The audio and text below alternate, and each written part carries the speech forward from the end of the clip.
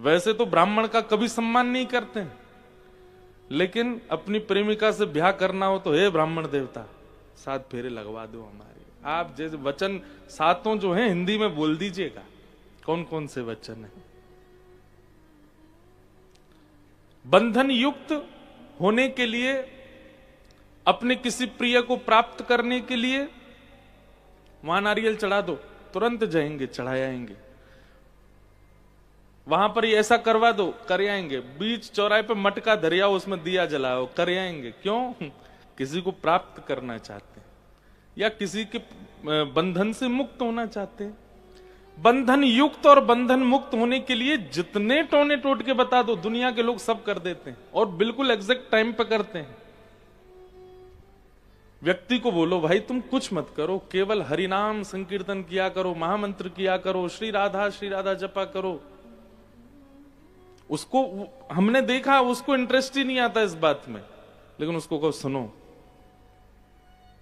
7 दिन के हफ्ते में 3 दिन, सोमवार, बुधवार और शनिवार, 3 दिन तुमको एक काम करना है। तो सोई उसके कान खड़े हो जाएंगे, कुछ अलग है। क्या करना है? सुबह उठना 4 बजे, 4 बजे स्नान करना, कोरे कपड़े पहनना उसके बाद। हाँ, ये है नहीं कोई टोटका, ऐसे ही बोल रहे हैं हम। कोरे कपड़े पहनना, नए होने चाहिए, पहले कभी ना पहने हो। अच्छा, फिर 4 बजे उठ के जाना, नीचे जाकर के पास में पीपल का या उसका वृक्ष हो पीपल, उस पर पानी चढ़ा देना। ठीक है, वहां से लौट करके आना, लौट करके आके पीछे मुड़ के मत देखना। अच्छा, नहीं देखूंगा। फिर आना, आकर के आसन बिछाना, आसन पर बैठ करके एक बार प्रणाम कर लेना और फिर उसके बाद में भगवान के संग चक्र गदा पद्म चतुर्भुज रूप का स्मरण करना और स्मरण करते हुए हरे कृष्ण कृष्ण कृष्ण हरे हरे, हरे राम राम राम हरे हरे 108 माला करना, तुम्हारे काम बन जाएंगे। ऐसे कर लेगा, लेकिन उसको सीधे बोलो नाम जप करो, ये महाराज जी तो कुछ जानते ही नहीं है यार, ये सीधा सीधा बता दिया इन्होंने। उसको घुमा फिरा करके उसको बहुत सारे नियम बता के दो तो कर लेगा। मतलब बंधन युक्त या बंधन मुक्त होने के लिए धर्म का आश्रय लेते हैं। तो पाप से निवृत्ति के लिए धर्म, फल की प्राप्ति के लिए धर्म, बंधन मुक्त बंधन युक्त होने के लिए धर्म। प फ ब फिर आया भ, भ से बनता है भय। तो भय जब होता है तब धर्म। कोई डरा दे, कोई बहका दे, कोई भयभीत करा दे, तो भय के कारण धर्म होने लग जाता है। ऐसा नहीं करना है, वो देवता नाराज हो जाएंगे, वो तुम्हारे नाराज हो जाएंगे, इतने बजे मत निकलना, शनि की 7:30 हो जाएगी, ये हो जाएगा, ये वाला नग पहन लो, इससे काम बनेंगे, इससे ये हो जाएगा। भय से धर्म कर रहे हैं। अरे धर्म कहां तक छोड़ें? गैयाओं को रोटी खिलाना, रास्ते में जो जानवर मिलते हैं हमारे शहरों में, उनको भी कुछ खिलाना पिलाना भी भय से ही करते हैं, किसी ने बोल रखा है इससे तुम्हारा ये काम बन जाएगा। हनुमान चालीसा का पाठ होने लग जाता है रात में, अगर 1 बजे आंख खुल जाए, अकेले सो रहे थे कक्ष में, भूत पिशाच निकट नहीं आवे, महावीर जब नाम सुना। भय तो पाप, फल, बंधन, भय और मौत से बनता है मृत्यु। पूरा जीवन भजन नहीं किया, लेकिन जब लगने लगा कि अब हमको कम सुनाई देता है, अब कम दिखाई देता है, अब चल फिर भी नहीं पाते, पैर हमारे शिथिल से हो गए, अब जल्दी सांस फूल जाती है, अब उम्र बढ़ रही है, मतलब मृत्यु के समीप जा रहे हैं हम, तब सोचते हैं अब कुछ भजन भक्ति करें। ये कोई उम्र है? अभी युवा अवस्था में जा रहे हो तुम बद्रीनाथ, अभी तो मनाली जाओ, अभी तो गोवा जाओ, जगन्नाथपुरी कौन जाता है इस उम्र में? अभी तो ये सब करो। मृत्यु का जब सामीप्य आने लगता है तब भक्ति भाव को चुनते हैं हम लोग। इन 5 स्थिति में धर्म करना इन पंच स्थिति में धर्म करने वाले का धर्म उसको स्थिति प्रदान कर देगा, पर भगवत प्रीति प्रदान नहीं करेगा। समझ रहे हैं बात को? पाप से किया गया भजन, फल की प्राप्ति के लिए किया गया भजन, बंधन मुक्त बंधन युक्त किया गया भजन, भय में किया गया भजन, और मृत्यु के समीप आने पर किया गया भजन, यानी कि वृद्धावस्था में प्रारंभ किया गया भजन, उसका कोई लाभ नहीं। और लाभ इतना है कि जैसे आप रोज किसी के घर पर पहुंच जाओ, रोज बैल बजाओ, घर का व्यक्ति निकल के आवे और आप उसको मेरा ये काम बनवा दो, 1 दिन 2 दिन 3 दिन 10 दिन, तो फिर क्या होगा? घर का व्यक्ति कहेगा इससे मेरा पीछा छूटे, इसका काम बनवाओ। ऐसे देवता काम बनवाते इन 5 लोगों का। पाप से करने वाले भजन, बंधन युक्त बंधन मुक्त वाले, भय वाले, मृत्यु के समीप वाले और फल की प्राप्ति वाले, इनसे भगवान पीछा छुड़ाते हैं। इनका काम बनवाओ, नहीं तो पीछे ही पड़ा रहेगा। इसका मंगलवार आना बंद करवाओ, इसको करवा दो, इसका काम करवा दो। इसलिए हमारी प्रार्थना, यहां लिखा है धर्मस्य याप वर्गस्य, पाप फल बंधन भय और मृत्यु से परे जब आप भगवत स्मृति करते हैं, किसी स्तोत्र का पाठ करते हैं, कोई यजन करते हैं, कोई पूजा करते हैं, कोई कामना से किसी धर्म यात्रा पर जाते हैं, तब ठाकुर जी आपको देखते हैं कि कोई कामना नहीं थी, कोई भाव नहीं था, अकाम निष्काम भाव से आया है। ये मुझे प्रिय है। धर्मस्य याप वर्गस्य, कोई कामना से नहीं। कुम्मन दास जी हमारे ब्रज में हुए, उनके चरित्र में एक लीला बड़ी सुंदर आती है। ठाकुर जी, बहुत ध्यान से सुनिएगा, ठाकुर जी हमारे ब्रज में 12-1 बजे मंदिर बंद हो जाते हैं सारे, और फिर खुलते हैं शाम को 4, 4:30, 5 बजे। उस बीच में ठाकुर जी का ऐसा भाव रहता है कि गैया चरावे गए लाला, इसलिए कोई को दर्शन नहीं देंगे। तो जैसे ही श्रीनाथ जी के गोवर्धन में 12, 12:30 बजे मंदिर बंद होते थे, ठाकुर जी तुरंत कुम्मन दास की कुटिया में चले जाते थे, और कुम्मन दास जी जो कर रहे होते थे ठाकुर जी उसमें हाथ बटाते थे। एक दिन कुम्मन दास जी अपने खेत में हल चला रहे थे, तो इतने में ही श्याम सुंदर कूदते फांदते उछलते, ए कुंभना देख मैं आगो, साक्षात भगवान छोटे से लाला बन के आ जाते। कुम्मन दास जी जैसे एक माँ, आजकल देखते हैं ना फोटोज कभी वायरल हो जाते हैं, एक अभी पुलिस महिला का हो रहा था, कभी किसी वर्किंग वुमेन का हो जाता है कि वो अपने बालक को भी गोद में रखती है, अपना काम भी कर रही होती है। ऐसे ही कुम्मन दास जी यहाँ तो धर लिए ठाकुर जी, और ठाकुर जी को गोद में लेकर के और हल चला रहे हैं, फिर वहां बीज बो रहे हैं, फिर नेक पानी डाल रहे हैं, फिर नेक हल चला रहे हैं, फिर बीज बो रहे हैं, फिर ठाकुर जी को ऐसे गोद में लेकर के, इतने में ठाकुर जी मचल गए, ना मैं मोह दो बीज मैं बोऊंगा। तो कुम्मन दास जी हल चला रहे हैं और ठाकुर जी ऐसे अपनी पीतांबरी में बीज भर के बीज उछालते हुए चल रहे हैं कुम्मन दास जी के साथ।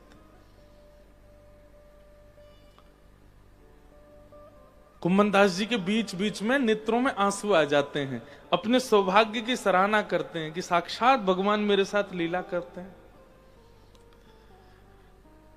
लेकिन तभी शाम का समय हो गया और मंदिर के घंटे घड़ियाल बजने लगे, ठाकुर जी के उत्थापन दर्शन का समय हो गया। जैसे ही उत्थापन दर्शन का समय हुआ, घंटे घड़ियाल मंदिर में बजने लगे, ठाकुर जी तो सामने खड़े हैं कुम्मन दास जी के। तो ठाकुर जी तो खड़े, कुम्मन दास जी दौड़े, अरे हाथ धोऊं पाम धोऊं, दर्शन को समय है गयो, मैं दौड़ के जाऊंगा ठाकुर जी के दर्शन करूंगा। भगवान बोले, ए कुंभना, मैं यहां खड़ा हूं तेरे सामने, मैं यहीं खड़ा हूं, तू मुझे यहीं देख ले। तू हल छोड़ के भाग रहा है, अपने कामन्ने छोड़ के भाग रहा है, हाथ पामन्ने धोए रहा है, कायकू, मैं तो तेरे सामने खड़ा हूं। कुम्मन दास जी बहुत सुंदर बात कहते हैं, आप यहां मेरे साथ लीला करने के लिए आते हैं, ये आपका प्रेम है, और मैं नित्य आपका दर्शन करने वहां जाता हूं, वो मेरा कर्तव्य है, वो मेरा धर्म है। अगर आप पहले तो नहीं आते थे, पहले तो मैं नित्य वहीं आपको देखने जाता था, और वहां नित्य देखने का ये मुझे फल मिला कि आप मेरे पास यहां आने लगे। तो जिस स्थान ने मुझे आपको प्रदान किया, मैं उस स्थान को कैसे छोड़ सकता हूं? और यहां आना ये आपकी रुचि है। आज आप राजी हो रहे हो मेरे से, कल कहीं नाराज हो गए और नहीं आए तो? यहां तो आप अपनी इच्छा से आ रहे हो ना। कल को मुझसे कोई गलती हो गई, अपराध हो गया, मानव हूं मैं, तो गलती कर सकता हूं। कहीं आप नाराज होकर के कल नहीं आए, यहां ना आना ये आपकी इच्छा, यहां आना यह भी आपकी इच्छा, पर मंदिर में दर्शन नित्य देना यह आपकी इच्छा नहीं है। वहां तो आपको गुरुजनों ने बैठा रखा है, वहां तो आपको, जिससे आप नाराज हो, जिससे राजी हो, सबको मिलना पड़ेगा आपको। आप किसी के लिए कपाट बंद नहीं करवाओगे अपने, इसलिए मंदिर दर्शन नहीं छोड़ूंगा मैं। ठाकुर जी खड़े हैं खेत में और कुमनदास जी भाग रहे हैं मंदिर में। कैसा निष्काम प्रेम है ठाकुर जी के प्रति, इसको कहते हैं धर्म। हम लोग गरज पड़ती है तो ठाकुर जी के सन्मुख जाते हैं, बिना किसी कामना के, बिना किसी अन्य स्थिति के। भगवत स्मृति धर्मस्य यापवर्गस्य नार्थोऽर्थायोपकल्पते, नार्थस्य धर्मैकान्तस्य कामो लाभाय स्मृतः।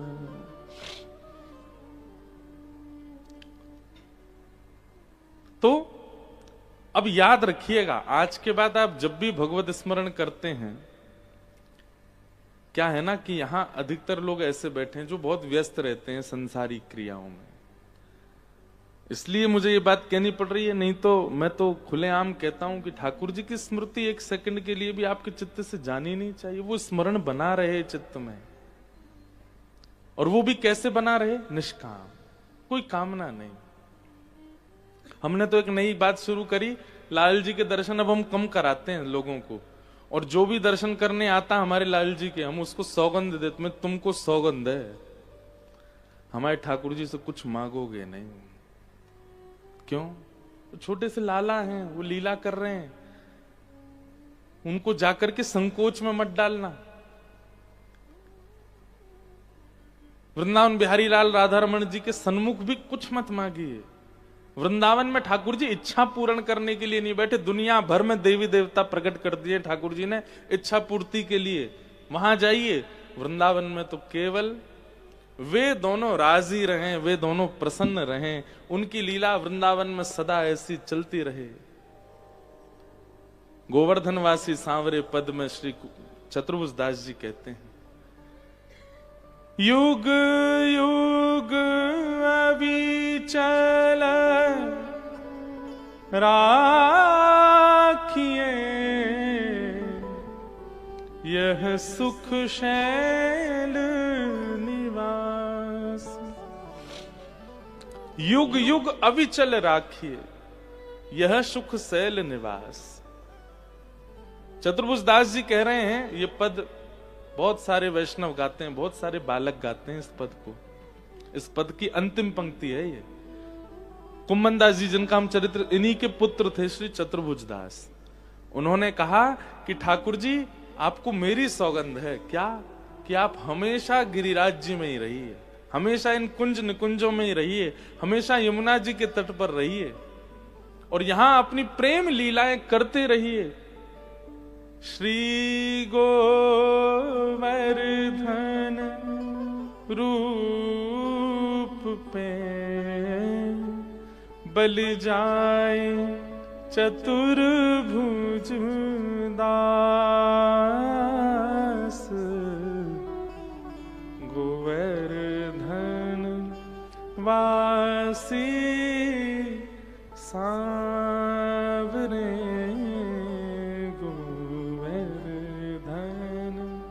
वासी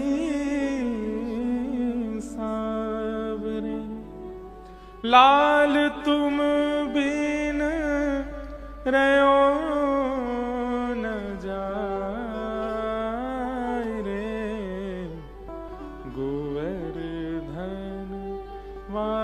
सीसा। क्यों मना किया जाता है कि गिरिराज जी को गोवर्धन से लेके मत आओ? कई लोग मना करते हैं ब्रज की रज को भी लेकर के कहीं बाहर नहीं जाना चाहिए वृंदावन से। क्यों? क्योंकि वृंदावन की जितनी भी सामग्री है वो हमारे आपके लिए है ही नहीं, वो ठाकुर जी की लीला के लिए है। ये तो सौभाग्य है हमारा कि हमको वहां प्रवेश मिल जाता है, हमारा वहां जन्म हो जा रहा है, हम वहां कभी भी चले जाते हैं। लेकिन वहां की सामग्री ठाकुर जी की प्रसन्नता के लिए प्रकट हुई है, उसको आप अपने उपयोगों के लिए मत ले जाइए। लेकिन रज के लिए मैं ऐसी भावना रखता हूं, देखो गिरिराज जी तो नहीं ले जाने चाहिए, पर रज आप नहीं भी लेके आओगे, वृंदावन जाके लौट के आओगे, आपके शरीर के वस्त्रों में ना जाने कितने वृंदावन के कण आ जाएंगे, वो तो आएंगे आपके साथ।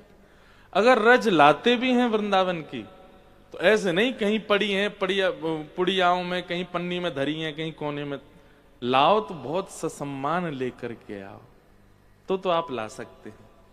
जैसे ठाकुर जी को घर में विराजमान करते ऐसी रज विराजमान करो तो आप वृंदावन की रज ला सकते हैं, नहीं तो नहीं। मैंने एक दो कथाओं में बताया है कि अभी बीते कुछ महीने पहले मैं ऑस्ट्रेलिया गया, तो वहां कई सारे युवा बालक मिलने आते थे, पढ़ाई के लिए जो गए हैं, सब अपने अपने बात प्रश्न करते। एक बालक आया, बोले मुझे कुछ नहीं चाहिए, बस मेरे ठाकुर जी का आप दर्शन कर लो। मैंने कहा कितनी दूर है तुम्हारा घर? बोले घर तो दूर है, मुझे पता थी आप नहीं जाओगे, इसलिए मैं चित्र में ही कराना चाहता हूं दर्शन। मैंने हाँ चित्र में करा।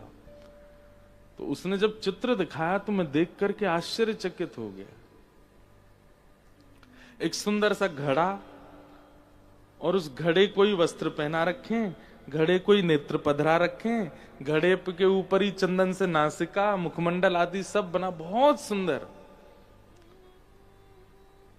और उस घड़े के पास में ही एक सफेद कपड़ा है, उस पर 2 पैरों के निशान हैं। बोले ये मेरे सर्वस्व ठाकुर जी हैं। मैंने कहा भाई ये कैसे ठाकुर जी तुम्हारे?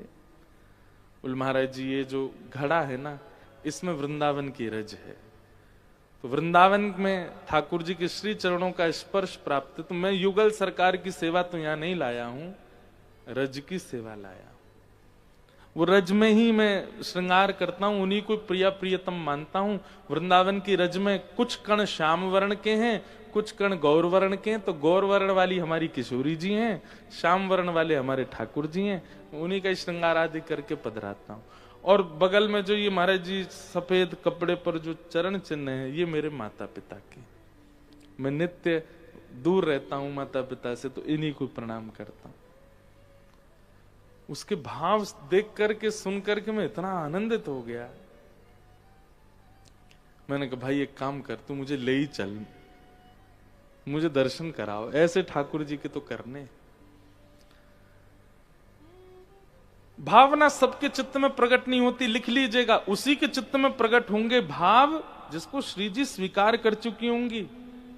आप केवल अपने स्थिति में स्थिर हो, गुरुजनों ने जितना बताया केवल उतना ही कर पा रहे हो, ठीक है, ठाकुर जी आपको देख के मुस्कुराते हैं, पर नित्य आपके चिंतन में कोई ना कोई भाव प्रकट होता रहता है, कोई ना कोई लीला प्रकट होती रहती है, कुछ ना कुछ चिंतन पॉजिटिव वे में प्रकट होता रहता है। तो आप ये बात विश्वास मान करके स्वीकार कर लीजिए, श्री जी आपको याद करती हैं, तभी आपके चित्त में वो भाव प्रकट होता है, नहीं तो नहीं हो सकता। तो भैया हमारे वृंदावन के ठाकुर थे, कछु मत मांगो, क्योंकि वृंदावन में तो ठाकुर जी लीला के लिए विराज रहे, उनकी लीला में कोई और भाव नहीं। तो धर्म पंच स्थिति में नहीं करना चाहिए। अगर पंच स्थिति में आप करते हो तो आप स्वार्थी साधक माने जाओगे। पाप, फल, बंधन, भय और मृत्यु, इन पंच स्थितियों में। इस प्रकार सूत जी महाराज अनेक भाव बताते हैं, भगवान के अवतारों का वर्णन करते हैं, और इन अवतारों का वर्णन करते हुए सूत जी कहते हैं ठाकुर जी के अवतार असंख्य हैं, अवतारा ये संख्य, अवतार कोई 1 2 10 20 24 नहीं है। वर्णन 24 का किया गया, पर ठाकुर जी के अवतार अनंत हैं, वो स्वच्छंद हैं, जितने चाहे उतने रूप धारण कर सकते हैं। और इसके पश्चात भागवत जी की रचना का विषय बताया। भागवत जी की रचना क्यों हुई? आज ही मुझसे कोई कह रहे थे, बोले शिव महापुराण में तो ऐसा लिखा है, फिर किसी ने कहा कि देवी महाभागवत में ऐसा लिखा। भागवत में आप ऐसा ऐसा बताते हो किसी प्रसंग को लेके। तो हमारी एक बात सुनिए, आप स्वाध्याय अध्ययन किसी भी ग्रंथ का कीजिए, सब पढ़ने योग्य हैं, पर मानने योग्य और जीवन में लागू करने योग्य बातें श्रीमद् भागवत की। ये हम नहीं कह रहे हैं, इन समस्त पुराणों के रचयिता स्वयं वेद व्यास जी महाराज कहते हैं कि अगर करने के लिए कोई आपको नियम पालन करना है जीवन में, तो मैंने अन्य अन्य अन्य अन्य पुराणों में कई भाव लिखे हैं, पर पुष्टि रूप से कलयुग में अगर कल्याण चाहते हैं तो अपने कल्याण के लिए भागवत जी के मार्ग को अपनाइएगा। वेद व्यास जी महाराज ने अनेक रचनाएं कर दी, पर मन में अशांति का अनुभव हुआ। वेद व्यास जी मन में सोचने लगे, मैं ऐसा क्या लिखूं जिससे मेरे मन को संतुष्टि हो। जैसे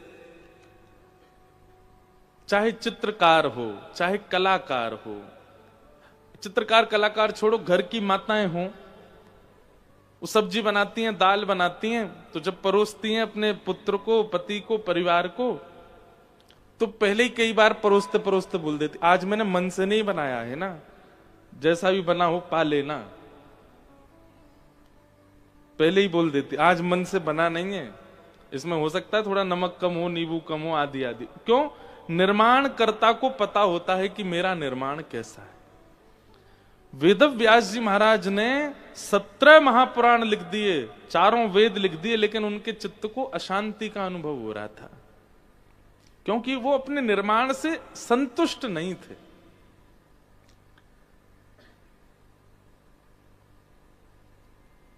तब वेद व्यास जी के पास नारद जी का आगमन हुआ। एक बात बहुत ध्यान से सुनिएगा, किसी भी कार्य में आप न्यायालय में बैठती हैं, और भी यहां कई सारे बड़े बड़े ऑफिसर्स बैठे हैं जो किसी क्षेत्र में निपुण हैं, कोई किसी क्षेत्र में निपुण है। आपको अपने कार्य में असंतुष्टि का अनुभव होता है, या फिर जो यहां पर और भी सब श्रोताजन बैठे हैं, असंतुष्टि का निवृत्ति कैसे हो, अपने कार्य में पूर्ण संतोष कैसे हो, ये प्रसंग सुनिए। एक चीज की कमी है जिसकी वजह से होता है, वो यहां बताई जा रही है। अगर ये भाव आपके पास है तो आप कुछ भी करेंगे उसमें आपको संतोष ही होगा, आपको संतुष्टि का अनुभव ही होगा। नारद जी महाराज आए वेद व्यास जी के पास और बोले, क्या बात है, आपका मुख इतना उदास क्यों? वेद व्यास जी बोले, मैंने देखो कितने सारे पुराण लिख दिए, कितने सारे ग्रंथ लिख दिए, पर मेरा मन संतुष्ट नहीं है, अभी तक मुझे संतोष नहीं हो रहा है। तब नारद जी ने उनको एक सूत्र बताया। क्या सूत्र? भवतानुदित प्रायम यशो भगवतो मलम ये नैवासौ न तुष्येत मन्ये तद्दर्शनम खिलम। हे व्यास जी, आपने अनेक ग्रंथ लिखे हैं, पर आप जो भी क्रिया कर रहे हैं, जो भी निर्माण कर रहे हैं, उनमें आप 4 ही चीजों का विशेष रूप से ध्यान रखते हो। कौन कौन सी 4 चीज? धर्म, अर्थ, काम और मोक्ष। इनको क्या कहते हैं? चतुर्विध पुरुषार्थ। क्या कहते हैं? चतुर्विध पुरुषार्थ। नेक जोर से बोले करो, क्योंकि ये स्थान ऐसा है कि यहां आक्रमण हो सकता है। किनका? निद्रा देवी का। इसलिए आपका बोलना आवश्यक है। चतुर्विध पुरुषार्थ। कैसी विडंबना है ना। बहुत शांति वाला स्थान मिल जाए तो वहां श्रोता की परीक्षा होती है, बेटा यहां सुन के दिखा कथा। पंडालों में तो क्या है कि इतना भीड़ होती है, वहां तो बेचारे वैसे ही नहीं सो पाते। यहां इतनी शांति, इतनी व्यवस्था। एक बात और कहें, व्यवस्थित होके कथा नहीं सुननी चाहिए, क्योंकि व्यवस्थित होके जब आप बहुत व्यवस्था होके सुनोगे ना तो आपको फिर भाई कलयुग क्यों चाहेगा कि आप मुक्त हो जाओ कलयुग से? किसी के घर में अगर किराएदार रहते हैं, कि किराएदार किसको कहते हैं? घर के मालिक को कहते हैं कि जो ऊपर रहते हैं उनको कहते हैं? जो ऊपर रहते हैं उनको कहते हैं। अब पता नहीं है हमको ज्यादा। किराएदार उन्हीं को कहते हैं ना, जो किराया देता है। तो हम सब कौन है? हम किराएदार हैं। हम रह कहां रहे हैं? कलयुग के घर में रह रहे हैं। हम लोग जब जब पाप करते हैं, जब जब गलत काम करते हैं, तब तब कलयुग को हमारी तरफ से किराया जाता है। वही कलयुग जब देखता है भाई ये लोग कथा सुन रहे हैं, वृंदावन जा रहे हैं, नाम जप करते हैं, तिलक लगाते हैं, कंठी पहनते हैं, गुरुजनों के पास जाते हैं, आजकल पब वब जाना बंद कर दिया है, आजकल पीना खाना भी बंद कर दिया है, प्राण वराण कम हरण किए जा रहे हैं बेचारे जानवरों के। तो कलयुग को चिंता होती है कि भाई ये किराएदार हमको धन दे नहीं रहा। तो वो क्या करता है? फिर अपने बच्चों को भेजता है, जाओ इनकी नाक में दम करो ताकि ये किराया देना प्रारंभ करें। तो वो बच्चे कहाँ जाते हैं? बोले जहां जहां हम जाते हैं, कथा में आएंगे तो कथा में बाहर से द्वार से यही सब बच्चे बैठे हैं कलयुग के। किस किस रूप में? सबसे प्रचंड रूप। कलयुग की सबसे बड़ी पुत्री का नाम है निद्रा। बोले मैं जाती हूं, सुनने ही नहीं दूंगी इनको, ताकि इनका किराया बराबर चलता रहे। तो इसलिए थोड़ा यहां व्यवस्थित होके बैठिएगा। एक आध विकेट डाउन हुए थे अभी अभी, इसलिए बोल रहा हूं। तो एक तो क्या है कि पंडाल में तो इतनी दूर बैठते हैं लोग कि हमको दिखेंगे भी नहीं, ज्यादा सो भी गए तो। यहां तो मुंह खुला और झपकी सब दिखती है हमको, तो इसलिए थोड़ा ध्यान रखिएगा। बहुत अच्छा सूत्र यहां बताया जा रहा है। बहुत देखिए भागवत कैसा कैसा फल है पता है? इसमें छिलका गुठली नहीं है, केवल रसी रस है। रसी छिलका गुठली का मतलब छिलका फेंक दिया जाता, गुठली भी फेंक दी जाती। यहां छोड़ने योग्य एक भी बात नहीं है। आप मुझसे कह दें कि ये श्लोक है महाराज जी, इसका वर्णन आप कथा में करेंगे तो कोई लाभ नहीं होगा, ऐसा हो ही नहीं सकता।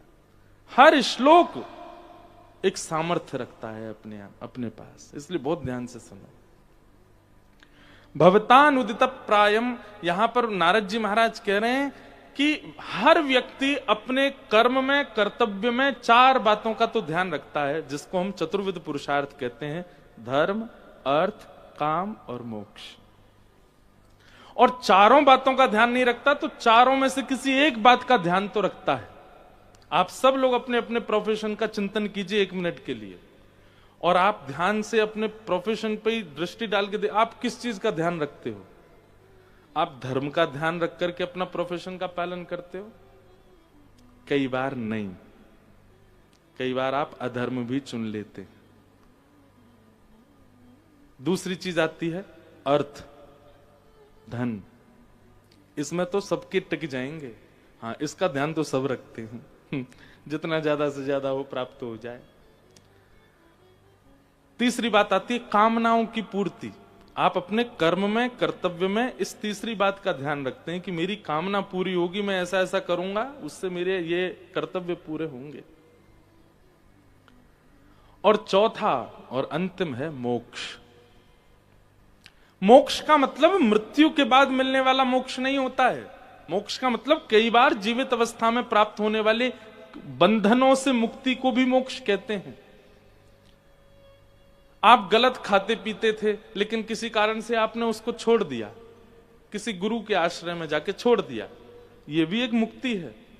आप पहले बहुत क्रोध करते थे पर आपका अब क्रोध शांत रहता, यह भी एक मुक्ति है।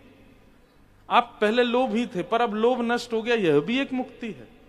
तो कई बार आपका कर्म किस लिए होता है? यार ये पहले से मैंने बहुत कुछ इतना ज्यादा जो है अपने ऊपर बर्डन ले रखा है, अब मुझे इन सब से मुक्त होना है, तो मुझे ये वाला कर्म करना है, ऐसा ऐसा कुछ करना है जिससे पिछले के सब क्रियाओं से मैं मुक्त हो जाऊं।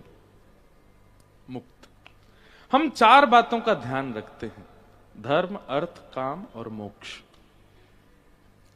पर इन चारों का ध्यान रखते रखते हम पंचम पुरुषार्थ को भूल जाते हैं।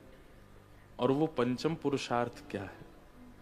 अगर पंचम पुरुषार्थ का ध्यान रखा जाएगा तो इन 4 पुरुषार्थों पर आपकी दृष्टि नहीं जाएगी। वो पंचम परिपूर्ण है। अगर उस स्थिति में आप चले गए तो इन 4 में आप गौड़ रहोगे, इनका चिंतन ही नहीं करोगे। और पंचम पुरुषार्थ का क्या नाम है? प्रेम। प्रेम। आप स्वयं विचार करके देखिए, क्या आज तक आपने अपने कर्तव्यों में, अपने जो भी आपका प्रोफेशन है उसमें प्रेम का चिंतन करके कुछ किया? नहीं।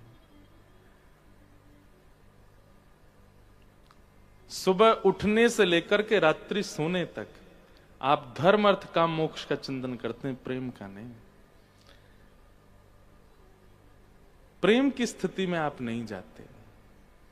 इसीलिए अपने कर्तव्यों में हमको कहीं ना कहीं असंतुष्टि का अनुभव होता है, कहीं ना कहीं हम उससे संतुष्ट नहीं होते। कर रहे हैं बस, आनंद नहीं आ रहा है, कर रहे हैं बस, प्रसन्नता नहीं है। क्यों? क्योंकि प्रेम का आपने उपयोग ही नहीं किया। वहां प्रेम को केंद्र में रख करके वो क्रिया की ही नहीं गई है।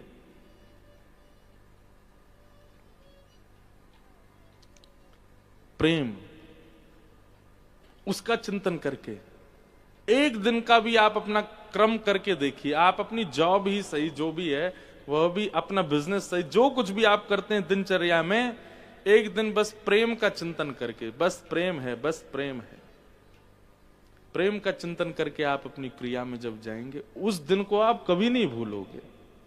वो आपके सदा चिंतन में रहने वाला साल भर का सबसे उचित और सबसे उत्तम दिन हो जाएगा वो।